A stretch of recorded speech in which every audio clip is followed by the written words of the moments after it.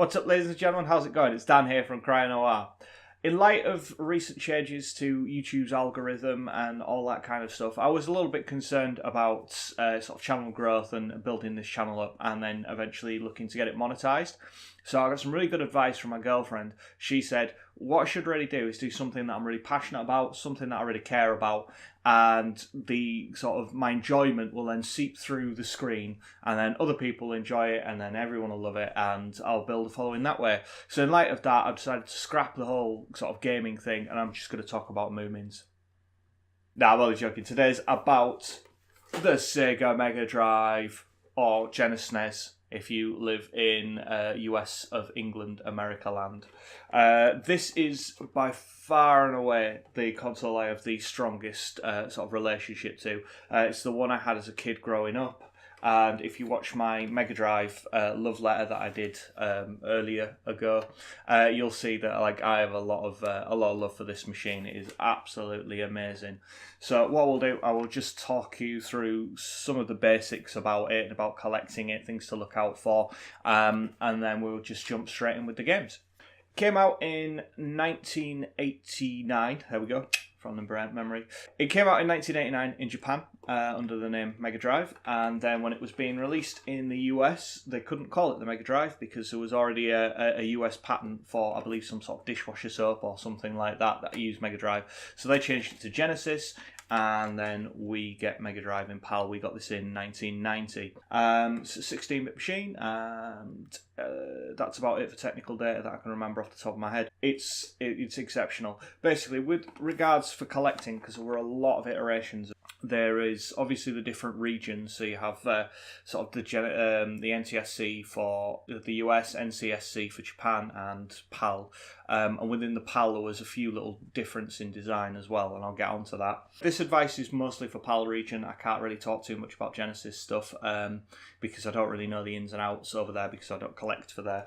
But certainly with the PAL regions, this is sort of the second best Mega Drive you can get. The one you're really looking for is the very, very, very early ones like this. It'll look almost identical, but the difference is across the top it'll say high definition graphics and audio, and I think it might have something here as well, but that's what you're looking for. Now basically what that was is they did multiple revisions of hardware on this machine. So this was the second iteration, and they slightly skimped a little bit on the audio for it. So if you get the one that says high def, that's the better one. This one's the next best one, and the difference isn't too bad. It's possibly noticeable if you're really looking for it, but if you're not looking for it, you probably wouldn't. So next up, you have the Mega Drive 2. Insert clip here. That one had another revision on the hardware and even worse sound. And then I know in the US you had the Genesis 3, and then there was all sorts of other stuff like the Multi-Mega and all that kind of stuff, and the Mega CD, or the Sega CD as it was known in the US. And just, and 32X and all that, but we're just going to focus on the Mega Drive. The one to look out for is the one that says high def audio across the top. They don't cost anymore, they're just rarer to get. So my mate Rob has about 4 of them, which is a bit annoying. I only have this one. But anyway, this is still perfectly serviceable, but this is the one. These are the ones you get, the round design, they're the ones to get. I don't know what I'm going to talk about now. To do the games, I'm going to do it slightly differently to how I did it for the other two consoles, because I have such a history with this machine. I am going to go through the drossy poorer titles, shall we say, to begin with, but then I'm going to go on to games that I played a lot of that I've got when I was a kid, and then games that you should definitely have, or rarer titles and stuff. I don't have all the games that I had when I was a kid, and I will get onto that in a little while, but I have about 90% of the games that I have, 99% of the games that I had when I was a kid, and a lot of the ones that I played a lot of were ones that I sort of traded with friends, or that I sort of rented, because back then you could rent games from video stores and stuff. So there were lots of games that I played a lot of that were rentals. But I'll cover all that anyway. It's not ridiculously big. I think I have somewhere in the region of about 40 games, 35 games. Not as big as the SNES or the NES collection, but the difference is they're all boxed, and they are all in with manual as well, so they're all pretty much complete. First, we have a title that everyone talks about and all the collectors say you should get. We're on with the sort of the cheaper titles, and that is Mba Jam. This is kind of like a street basketball kind of 2-on-2 game, and it's supposed to be quite good, but I have no history with that one, so I don't know if it is or not. I'm presuming it is. Everyone says it is. ESPN Bulls versus Lakers for the NBA playoff, is it? Yeah, the NBA playoffs. So this will be another basketball game. And interesting thing about this, they did a whole series of these kind of Bulls versus Lakers, Celtics, I don't know, I can't even name any US basketball teams, but lots of different basketball teams in that bit, insert different basketball name there. And I believe these were released sort of yearly in line with sort of events that were going on. And a later one of these, I can't remember what it is off the top of my head, I'll insert a clip here of what it's actually called, is arguably the rarest Genesis Mega Drive game. I don't know what it's like in the US, but certainly for PAL, it's one of the rarest ones, and I think that went for about £7,000. So I don't think I'll ever be getting that one or a complete collection of the Mega Drive, but effectively it's one of those, but with a different name and different teams.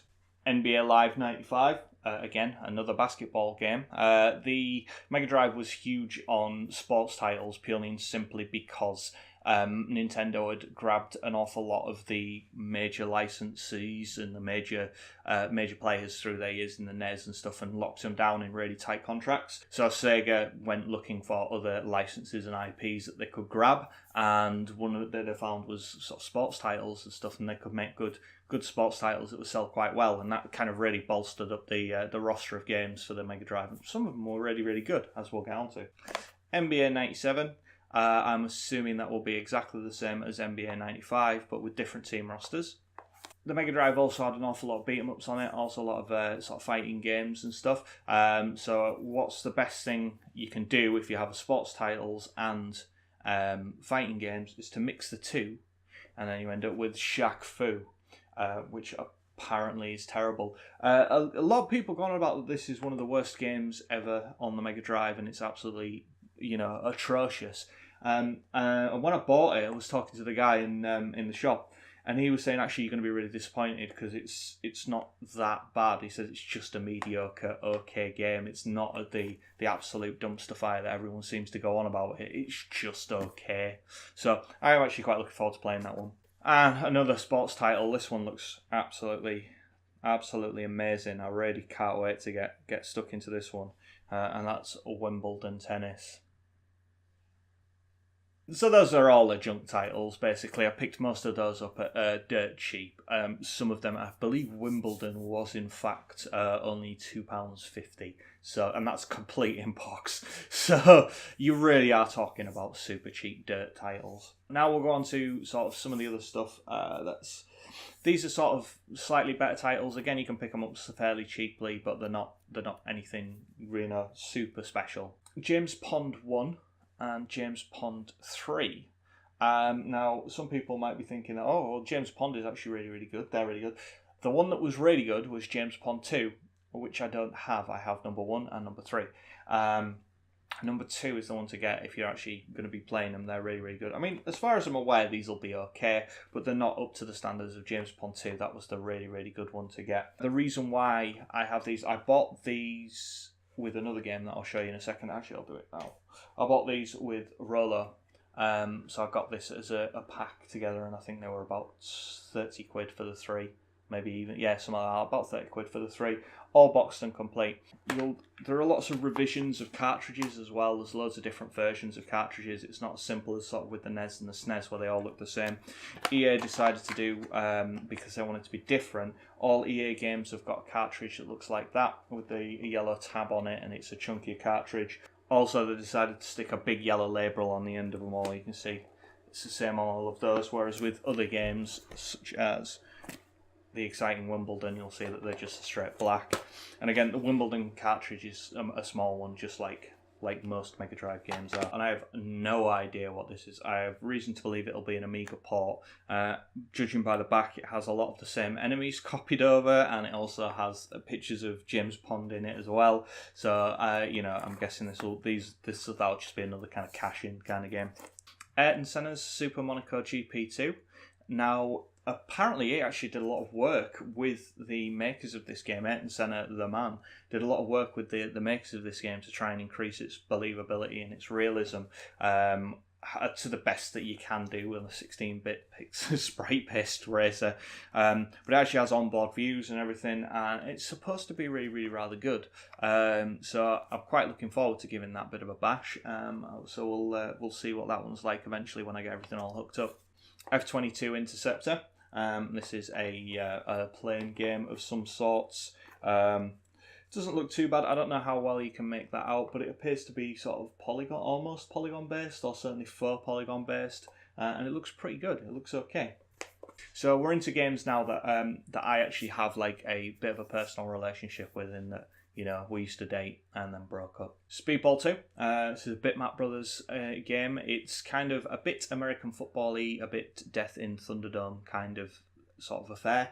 And yeah, I used to play this a lot on the Amiga. So I'm looking forward to playing the Mega Drive iteration. Apparently it's very, very good. And this is by the Bitmap Brothers, who made some of the best games ever for the Amiga. Really, really good guys. Tasmania, the original Tasmania 2. Now, at the time, this was a really popular cartoon series that was out, and yeah, it's all based on the cartoon series. And this is a really, really groovy little platformer. Again, with a full colour manual complete. It was a really, really good game. I remember playing this a lot when I was a kid. Again, I believe. Yes, this was a friend of mine. I had a friend who had quite a good Mega Drive collection. We used to chop and swap games around and stuff, and I believe I traded Streets of Rage 1 for this, just like on a lending purpose. So this is a really, really good game. You should check that out, and it's not too expensive either. Virtua Racing. Now, this was a game that I rented back in the day, and this is possibly one of the most impressive games on the Mega Drive. A lot of people, sort of won't be impressed by it today, but at the time, ye gods, you can see it had a huge cartridge in it. Bit of an interesting story about this. It was a really expensive game when it came out as well. This had the SVG chip in it, which was the Sega's answer to the FX chip that was in SNES games, and it was actually more powerful as well. It was quite a bit more powerful, and the plan was that they were going to make a load of games that had the SVG chip in it, and that was going to sort of keep the Mega Drive going while they sorted out the Saturn. What they ended up doing is taking the SVG chip out and then putting that in the 32X and making an add-on. So there was going to be like a whole line where they would have like sort of SVG games for the Mega Drive, and then a console that would play SVG games, for which was the 32X, and then on from there. This was exceptional. It was running 60 frames per second. It was or 50 if you were in the UK, but nevertheless, that was a lot better than we were getting on sort of other Mega Drive games, and it was fully polygon based. It was really, really good at the time, and it's still fun to play now. It's a good game. Chuck Rock. Now, Chuck Rock is an indecently good-looking platformer. It is amazing, a really, really good-looking game. And this was the first game I got when I got my Mega Drive as a kid. I got this and Sonic 1. And we got both of those, when I got it for my birthday, and I put an indecent amount of hours into this. The cover doesn't look as good, as you would imagine, but if you get this hooked up to a Mega Drive running through RGB SCART on an old CRT, it looks spectacular. It looks absolutely amazing, and it's a really, really good game, a really good playable game. Speaking of Sonic, I have Sonic 1 and Sonic 2. I don't have Sonic 3 or 3D or Spinball or any of the others, or Sonic and Knuckles, but I do have the first two in the series. They're very easy to pick up. Most people kind of think that Sonic 2 is the best out of all of them. I kind of really, really like Sonic 1, but I don't know if that's just purely and simply because I have a sort of an emotional attachment to it. But I mean, the amount of hours I put into this is unbelievable when I was a kid. Absolutely ridiculous amounts of hours. So yeah, Sonic 1 and Sonic 2. Bit of an odd one now. When I was a kid, I really wanted to be a pilot, despite the fact that I'm colourblind, and I knew for a fact they wouldn't let me. So I used to play quite a bit of sort of aeroplane games and stuff like that, and I had MiG-29. I think I picked this one up for about £3 off eBay, delivered £3 off eBay. The majority of the charge was for the actual delivery. I think the game was 50p. And that isn't even 50p in bit ropey condition. It's actually in really, really good condition, and the manual's never been opened, I don't think. I think this is definitely a case of a bit of a rarity, and I'm not going to tell you to buy this. I properly loved it as a kid. It was really, really good, and like it's got like little FMV videos in it and stuff, and it was a really good game. I really liked this when I was a kid. So, but I'm not going to tell you to buy this because I can't justify this really. Another game that I'm going to tell you to buy, and that I'm probably going to get a little bit hate for, is Alex Kidd in the Enchanted Castle, is it? Yeah, the Enchanted Castle. Right. Okay. Alex the Kid over here was as big as Mario. He really was, certainly for the NES days. Alex Kidd was packed in with Master Systems, actually built into the console, and the Master System, did as well as the NES over here. So you have a whole generation of kids that were playing that as much as the US guys were playing Mario. So it really was like as big a deal over here as Mario was. I mean, Sonic later took that title, but Alex Kidd, and this is a sequel for the Mega Drive, gets a lot of hate, and I don't really know why, because it's a perfectly fun, playable platformer, and once you really get into it, it's got some really cool bits in it, right? Riding motorbikes and flying helicopters and stuff, and yeah, it's a good game. It is a good game. I'll stand by that game. It's a good game. Bit of a sort of an oddball one. I've spoken to a few collectors about this, and they don't know this game at all. None of them know it, and that's General Chaos. This again, I swapped this with a different friend who had this, and this is a really, really cool kind of. I don't really know how to describe it actually. It's a kind of. You fight in an arena, and it's a military-based kind of thing, and you have sort of a team of 4 cartoony guys versus a team of other 4 cartoony soldier guys, and you kind of move your forces around and stuff, but it's all in real time. It's all like not live action.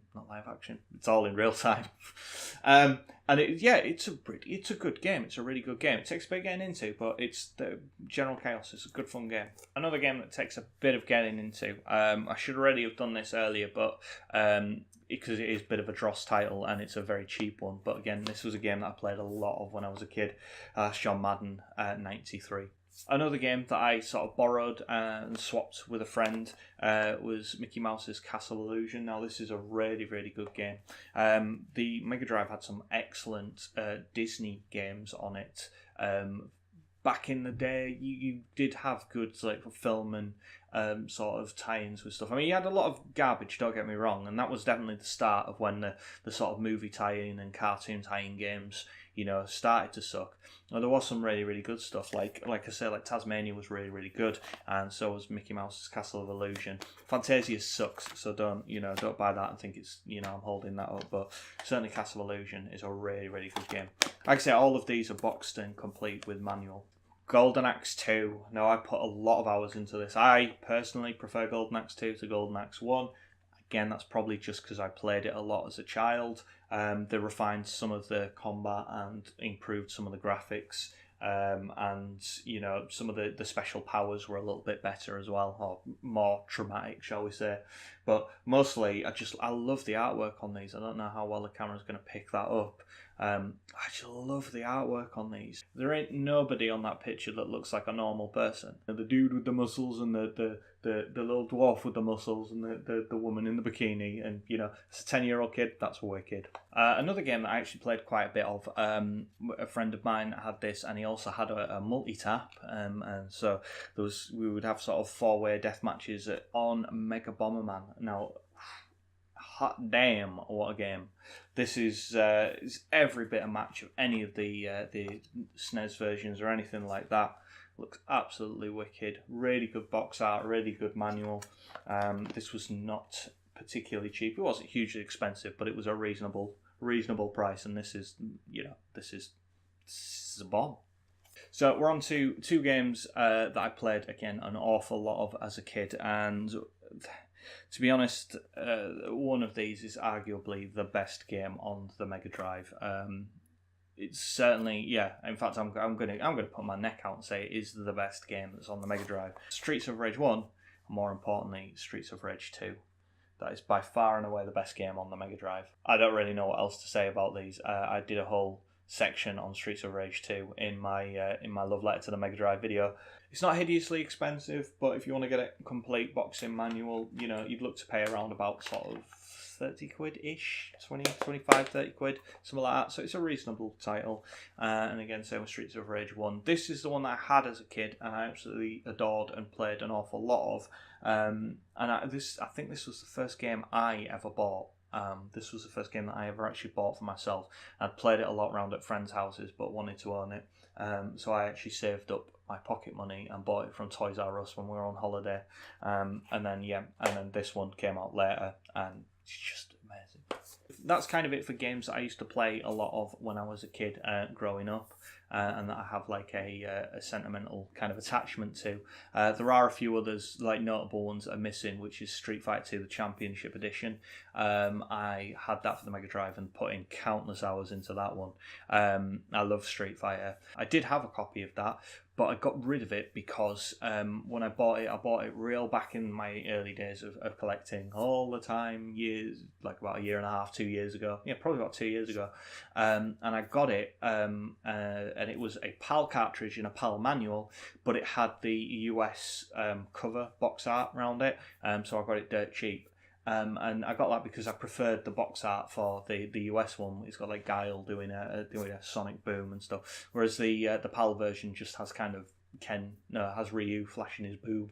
And I wasn't hugely, I was like, oh well, it looks better, so I'll have that one.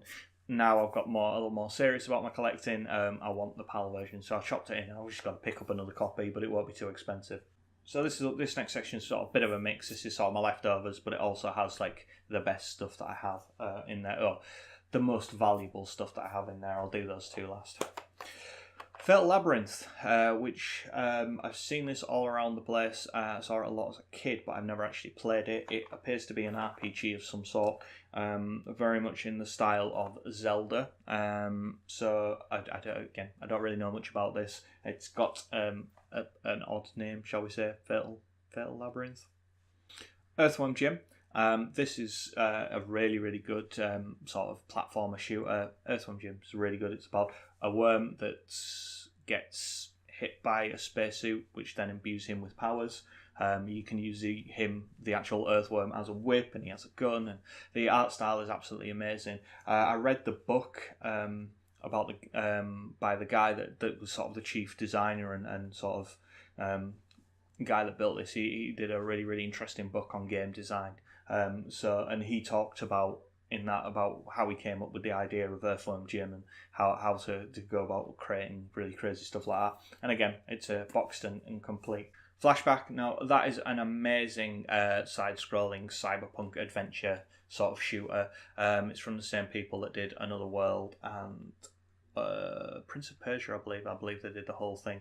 And they used a technique called rotoscoping, which is where they would video themselves doing sort of actions like jumping and turning around and firing a pretend gun. And then what they would do is to chop that video up into still images to get the animation, and then draw around them, and it creates a really good sort of smooth look for the animation. So that's a really, really good game. So this will actually be a good time to talk about sort of the differences you can get in cartridges. Again, with the kind of saving money aspect that happened a lot later on in the Mega Drive cycle, you'll notice that some of the games have like a blue edge down that side, whereas others don't. And you'll notice the end of the cartridge box is blue, whereas others are black. So the black ones are the early ones, mostly kind of real big, thick, chunky manuals, often with colour pictures in them. Whereas later titles came, this has still got a full colour one, but a lot of them had black and white later on, which was really bad. And some of that, right. And the labels, I don't know, the camera's not going to be able to pick this up, at all. But the quality of the plastic on the early cartridges is so much better than the later ones that are blue. The plastics feel really cheap and chatty, and the labels don't look to be printed as well either. It can make spotting frauds on like later games actually a lot harder, because the originals didn't look particularly good. When you look at the sort of the early ones, the printing on the labels is really sharp and it looks really, really cool and crisp, whereas the later ones do just generally look a bit muddy anyway. So it's a lot harder to pick up fake ones or to spot fake ones on later cartridges. So you have to end up opening. If it's anything worth any value, I mean, obviously, if you're picking up really dirt cheap games, they're probably not fakes. They're probably more likely to be used as donor cartridges. But once you start getting into stuff that's like a little more expensive, it's always good to open the back up and just check the cartridge. Early on, they did a really good line of mega games. Now, some of these are a little ropey, but some of them are not. This is possibly the best out of all of them. You've got Revenge of Shinobi, Streets of Rage 1 and Golden Axe 1. Now, that's quite a collection right there. And I believe they did about sort of 3 or 4 of these of varying different sort of qualities and stuff. The first one, I think, had Sonic the Hedgehog and Super Hang-On and something else. But anyway, that one arguably is one of the best ones. Theme Park, which is a Bullfrog title, which is obviously a Peter Molyneux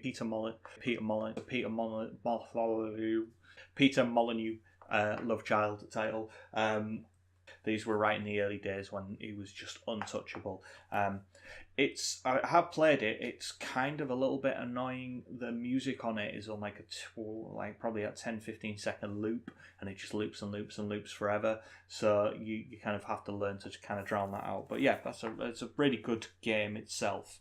Zero Tolerance. This is a first-person shooter on the Mega Drive, and they letterboxed it quite significantly. So you effectively first-person shooter bit is a thumbnail, but it's supposed to be really, really good. Again, comes with a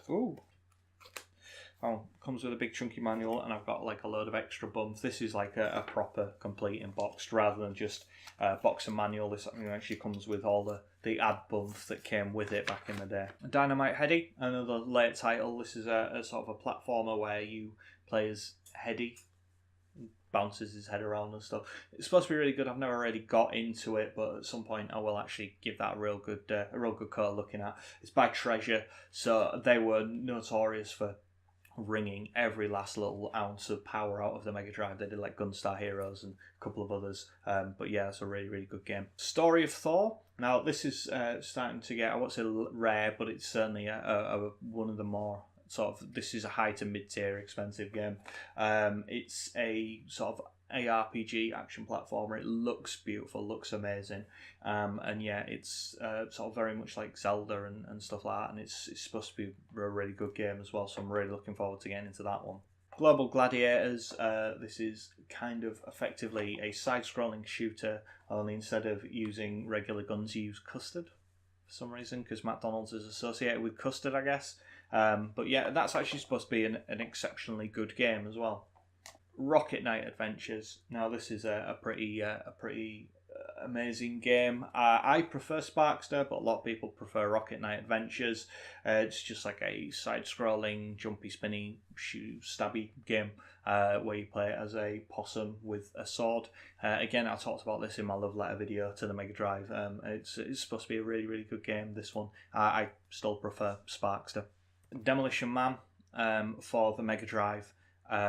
Rather than the Genesis. Now, for the Genesis, this was not a particularly expensive game. It was very, very common. However, in the PAL region, it did not sell well at all, which is odd because the film was quite big and it's supposed to be a really good game, or certainly a very, very half reasonable game. Not by no means a bad game, but it just did not sell well. So this is like quite a valuable game. In fact, I think this is the game I paid the most for out of my entire collection. And I have like boxed copies of Zelda 1 and stuff, so this is a fairly rare game. So I was quite happy to get all of this, and again, it's in mint condition and it's boxed, and I don't know if it came with any other good stuff, but it is boxed. It's in really good condition. I popped it open as well. The cartridge, the PCB is legit. This is a legit game. And finally, last but not least, have Flink. Now, Flink is, again, an exceptionally pretty platformer. I don't know, you'll be able to see on the side there, but this is a really good-looking game for the Mega Drive. And this is, again, very, very rare. It's made by Psygnosis, who did an awful lot of really good Amiga titles as well. And I have a bit of a semi-personal connection with this one as well, in that I know the guy that did the music for this. It was the one and only Mega Drive game that he did the music for. He mostly did sort of stuff for the Amiga. It's a guy called Dave Lowe. You know, I talked about him in my Amiga video. He did a lot of music for the Commodore Amiga, and he did one Mega Drive game, and that was Flink. He did the music for that. This, again, is a rare and expensive game. This one's actually on the open market is actually more valuable than Demolition Man. Yeah, this one generally trades for anywhere between like 130, 140 up to 200 quid, particularly in really, really good condition like this. It's upside down. But yeah, I didn't actually pay that much for it. I managed to get a real good deal on this. I got such a good deal on this, I thought it was fake, and I thought I was being ripped off. But I took a gamble, took a chance on it, and it was one of the most nervous experiences opening the cartridge of that. It's like I've either been really badly ripped off, or I've got myself a proper bargain here. And thankfully, it was a bargain. It was really, really good. So I'm properly chuffed I've got this. And Rob's quite annoyed that he didn't get it because the guy had two. And I bought one of them, and he was like, you know, I get everything delivered to Rob because reasons. But yeah, he was just like, wow. He said that was a risk. That's a lot of money to spend on a potential fake game. So you know, and then when it turned up, he opened it up and checked it, and he was like, it's legit. It is legit. So I was really happy, and then he didn't buy the second one, and he was like, later down the line, he was like, I really should have picked up that other copy of Flink because it's an exceptionally pretty game. So there we go. So that's my Mega Drive collection. I have some really good stuff, some really terrible stuff, and some fairly expensive stuff. So yeah, thank you very much for watching. I guess buy a Mega Drive. It's or a Genesis if you're of the American persuasion. It's. It's going to say it's better than the SNES. It's better than the SNES. It's probably not. I love it more than the SNES. That's all I'm going to say. I do love the Mega Drive a lot more. I don't collect for it anywhere near as much as I should do because they take up so much space. So until we move to a bigger place, I think I've got room on my shelves for maybe another 4 or 5 Mega Drive games, and that's it. Whereas I've got rooms for loads more Nintendo stuff because it's cartridge only. So that's what I'm focusing on at the moment. But yeah. The Mega Drive, it's the beast. It's the Mega of the Drive. If you have Drive that's Mega, you need this.